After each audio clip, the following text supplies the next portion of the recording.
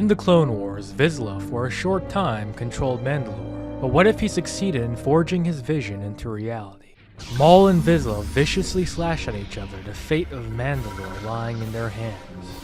The Mandalorians, clad in their Death Watch armor, could barely keep the tension inside. The duel pressed on until Vizsla twitched his finger and fired a blaster shot, disarming Maul. Knowing the stakes, he swiftly charged forward, the darksaber in hand, and it was done. He had won the hearts and minds of his people, but now he has forged a path forward, free from alien entanglements. The Mandalorians around him cheered and bowed to him in loyalty. He looked at the faces of the soldiers around him, including his key lieutenant, Bo-Katan, and knew that they were now eternally loyal to him. Savage Press, feeling a great rise in anger and hate towards Vizsla, rushed forward and attempted to kill him. The Mandalorians around him reacted instinctively and fired relentlessly into Savage. Scatter blaster shots flew into the glass panes of the palace, until the barrage of bolts proved too much for Savage. He knelt and fell unceremoniously, having been shot dozens of times. Vizsla's first order of business was rebuilding the armies of Mandalore. He would buy weapons from the cartels and criminal organizations like the Hutts to supply the new army. Mandalore would also see a shift from pacifist ideals of Satine to Vizsla's militaristic attitudes. His new Mandalorian empire would condemn pacifism and revitalize the old warrior ways of the Mandalorians. The new Mandalorians who were once led by Satine would either be executed for treason or imprisoned. He would also order the extermination of the Alamites, who have been hiding in the wastelands for years. This new shift in Mandalore would concern the Republic, and they would condemn these new developments. But they would refrain from going to war. As the Clone Wars was still raging on, Vizsla would quickly consolidate his power in the Mandalorian sector.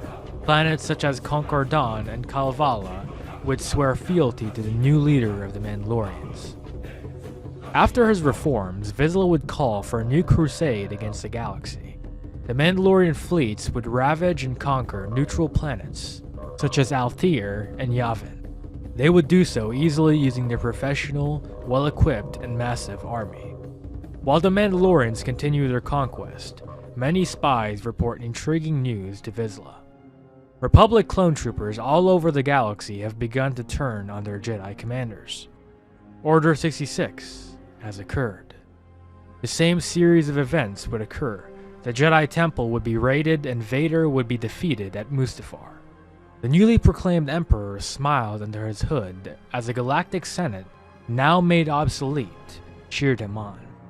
He stood, not uttering a word. The Senate was ecstatic with anticipation. Though our great galactic empire has been secured from the Jedi conspiracy and the Separatist traitors, we are facing a new threat. The Mandalorians scheme against us. So henceforth, we shall quell this new threat before they spring into something greater. Enemies of peace will be dealt with. The crowd cheers as Imperial forces prepare for yet another war. The Mandalorians, having heard of the Emperor's declaration, began campaigns against Republic strongholds. The Mandalorian crusade against the Empire has begun.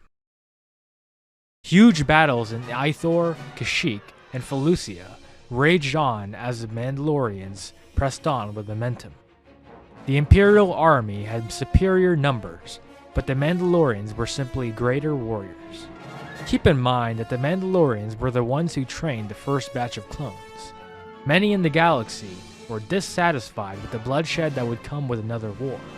As a result, several Imperial worlds began to experience mass revolts against the Emperor's rule. The Emperor, at his weakest point ever since taking power, had to take drastic action. In the end, he chose to test his unsharpened but able apprentice, Darth Vader. Vader was sent on a covert mission to the planet of Mandalore. As he exited his unmarked ship, several Mandalorian guards immediately recognized who he was. Before they could aim their blasters, they began to levitate and they gasped for breath. Vader calmly walked into Vizsla's palace with ease. Any Mandalorians who confronted him were quickly dispatched. Most died of asphyxiation, some from a stab wound, and some through other more gruesome means. The palace was lightly guarded due to Vizsla's confidence in his own abilities to defeat any opponent in battle. Vader entered the well-decorated throne room as he saw a group of Mandalorians congregating around his throne. They immediately looked in his direction, some reaching for their weapons until he began to speak. I challenge you to a duel for the throne of Mandalore. The Mandalorians around the throne began to step away to make way for Vizsla. Vizsla stared intently into Vader. He'd heard of this monster they called Vader. He was said to have killed Anakin Skywalker himself. Despite this, Vizsla felt enough confidence with his recent victories, he accepted his request. Vizsla ignited his saber and circled around Vader as he lay perfectly still. Vizsla was puzzled. What was Vader planning? Is he playing around with him? Running out of patience, he shot a string of fiber cord whip to immobilize Vader. In an instant, Vader used the force to grab his lightsaber and slash the fiber cord whip into pieces. Vizsla looked on with anger as he charged Vader blade in hand. Vader got in a basic lightsaber position as he braced for the attack. Vizsla began pummeling at his defense, but Vader elegantly blocked and dodged his attacks. Unlike most of the Jedi and Sith Vader has fought, Vizsla had a unique lightsaber form. Instead of the elegant and well-versed 7 lightsaber forms that were studied by both Jedi and Sith, he was using an ancient Mandalorian sword form. After he began to sense patterns in Vizsla's techniques, Vader started his round of attacks, beginning with a vertical slash to his left arm. Feeling vulnerable though, he swiftly went back on the offense. He started to swing down vertically, but he physically could not. He tried to move his arm to finish Vader off, but it was as if something stronger was pushing against his arms. Vader simply held his saber in position, as if he was watching him struggle for his life out of enjoyment, until Vader suddenly threw his lightsaber into Vizsla's head, decapitating him.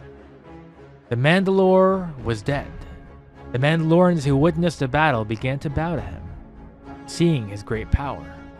Bo-Katan, however, refused and rejected Vader's victory over Vizsla.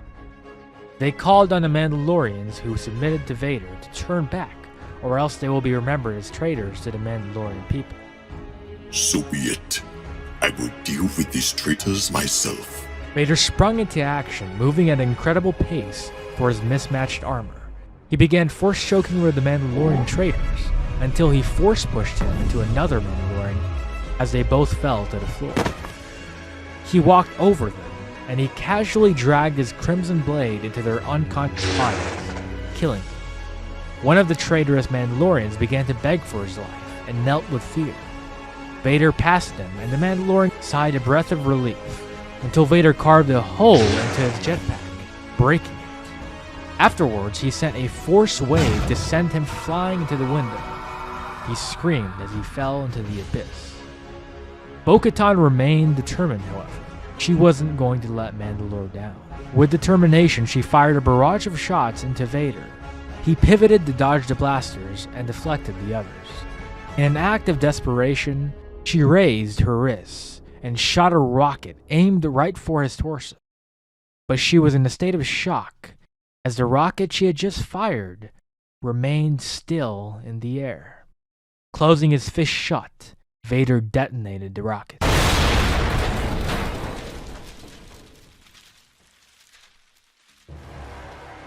The last thing Bo-Katan would feel was the heat from her own rocket.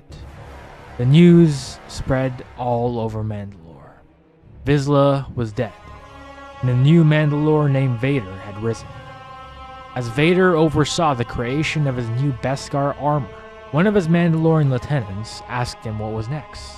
The subjugation of the Empire and the conquest of the core, and lastly the death of the Emperor.